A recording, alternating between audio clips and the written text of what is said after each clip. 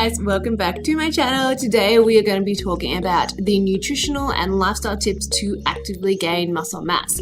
Now, we all know that muscle is important. So muscle is a metabolically active tissue. Muscle is good for us, and as we start to age, I think the research really shows us that every year past 40, our muscle mass drops off about 1 or 2%. So we actually start losing muscle mass as we get older as well. So muscle is something we really want to hold on to, and also for that nice lean toned look, we want some muscle mass, right? If we want to look like we're sort of fit and toned, of course muscle mass is important. So I get so many questions from people saying, hey Leanne, my goal is to gain muscle, what do I need to do? So my first tip when it comes to muscle mass and gaining some muscle mass is to eat in a calorie surplus. You will always gain muscle easier if you're eating in a surplus. So what that means is you're taking in more calories than what your body actually needs. It is easiest to gain muscle in a surplus. But what a lot of people don't, appreciate or understand is that when you're in a calorie surplus, yes, it's a lot easier to gain muscle, but you'll also put on a small amount of fat mass as well. Now, that's not saying that that's a bad thing. You can always put yourself back into a deficit in order to drop that fat mass at a later stage. And that is the reason where you look at a lot of sort of bodybuilders and, people who compete in fitness competitions, like bikini competitions, they go through periods throughout the year where they were in active sort of surplus, where they're gaining a little bit of, they're getting some significant muscle and a little bit of fat mass as well. Then they'll drop them back down into a deficit, where the goal is to maintain their muscle mass, but to drop the body fat loss as well. So it's easier if you can cycle through periods of actively gaining muscle mass in a surplus and then actively losing body fat in a calorie deficit, but also aiming to maintain the new muscle mass that you put on. So for the majority of adults, you will gain muscle mass easier in a calorie surplus. You just need to eat more food and you need to train appropriately. There is a concept called newbie gain. So if you are new to training, or you have a significant training background and you've taken months or years off, or someone like myself where I trained throughout my pregnancy but nowhere near the level of intensity or consistency that I previously trained at, I've had close to 12 months off my proper training schedule. I'm back in the gym now. I can make those newbie gains where I can drop body fat and gain muscle mass at the same time, but it's very difficult to do. It's only what we call newbie gains, where if you're new to training or you've taken a significant period of time off training, you can do that. The majority of people who have been training for quite a while do not have the benefit of the newbie gains where they can drop fat mass and put on body mass at the same time. It's really difficult. You either need to choose the goal. If you're someone who's been training for a while and pretty consistently, you need to choose the goal of either actively gaining muscle mass or try to actively drop fat mass. It's very difficult to do at the same time. The third tip that's really important when it comes to actively gaining muscle mass is to eat enough protein. So because our muscles are a metabolically active tissue, we need to eat protein to support them. Most of us don't eat enough protein, or what we do is we back end our protein intake through the day. So we don't have enough at brekkie, we don't have enough at lunch, then we have this huge whack at dinner. So not only is eating enough protein throughout the day really important, eating the required amount at regular intervals throughout the day is also really important. So actually evenly distributing your protein intake throughout the day.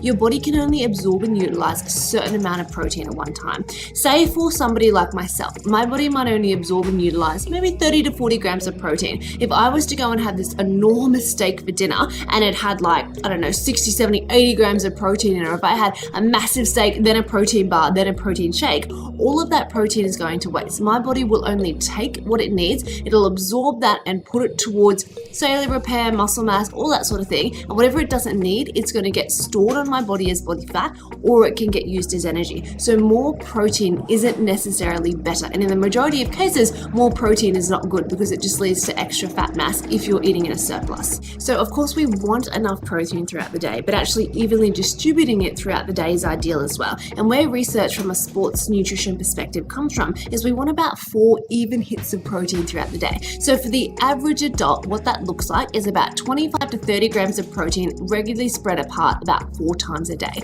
So maybe a good protein hit at say 7 a.m., 10 a.m., 2 or 3 o'clock, and then at 5, 6, 7 o'clock for dinner as well. So that even distribution is just as important as actually eating enough protein. And you're probably saying, Leanne, how much protein do I actually need? So for somebody who is actively trying to gain muscle mass, if you look at the general requirements for a healthy adult in Australia, the guidelines say about 0.8 grams of protein per kilo of body weight. Now, that's actually low, but for the average Australian, that is more than enough protein. They don't actually need any more. But for somebody whose goal is actually gaining muscle mass, or who undertakes a lot of resistance-based training or strength-based training every single week, I would say that the majority of those people need, on average, roughly about 1.2 grams per kilo of body weight. Now, if somebody is in a larger body, or what we might consider, clinically obese, what I would say would be to adjust down your body weight to what would be your goal weight. So say, for example, you weigh 170 kilos. I wouldn't be saying go 170 kilos by 1.2 grams of protein and try to eat that, because that is an enormous amount of protein.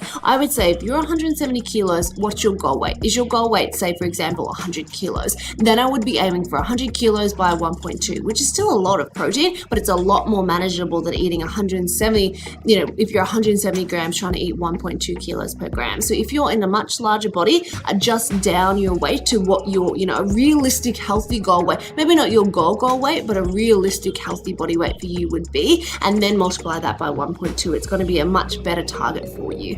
What's also really important when it comes to protein is an essential amino acid called leucine. So leucine is what is required to switch on what we call muscle protein synthesis. So muscle protein synthesis is the ability of our muscles to grow, basically. When we want to gain muscle, we want to turn on that switch in our body that allows for muscle protein synthesis. And the essential amino acid that helps that to happen is what we call leucine. Now, leucine is commonly found in a lot of animal products. Where you'd only really be worried or concerned about leucine, or making sure that you're getting in enough leucine, if you are following a plant-based diet, particularly if you are using something like plant-based protein powders to get your protein intake up, which is absolutely okay and a lot of people do, but you need to ensure that your serve of protein has at a minimum of 2 to 3 grams of leucine per serve, because if it doesn't, guess what, guys, we're not flipping on that switch that's going to provide that muscle protein synthesis, which is actually what we want to actively gain muscle mass.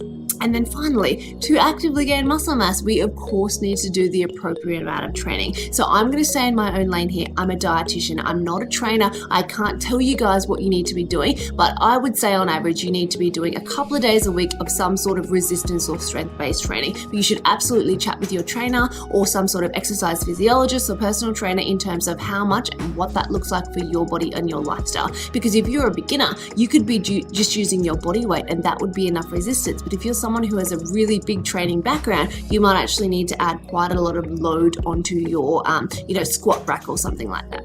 So I hope that these tips around gaining muscle mass were helpful for you. Please leave me a comment below if you have any feedback for me, if you want to ask me any questions. I'll try my best to help you out. Remember, I am a clinical dietitian, but I'm not your clinical dietitian. So without knowing you, your background, your history, your training load, I can't actually make personalized recommendations, but please feel free to ask me any sort of general questions and I'll see if I can help you guys out. Don't forget, I have 2 wonderful podcasts with over a couple of million downloads. So I've got the Leanne Ward Nutrition podcast, and I've also got the Nutrition Couch podcast. There is over 100 episodes which are completely free for you to listen to, and they're available on any good podcast app. You can also subscribe to my YouTube because we have plenty more YouTube videos coming. And if you have any ideas for future videos, please drop me a comment below and let me know. I will catch you guys in the very next video.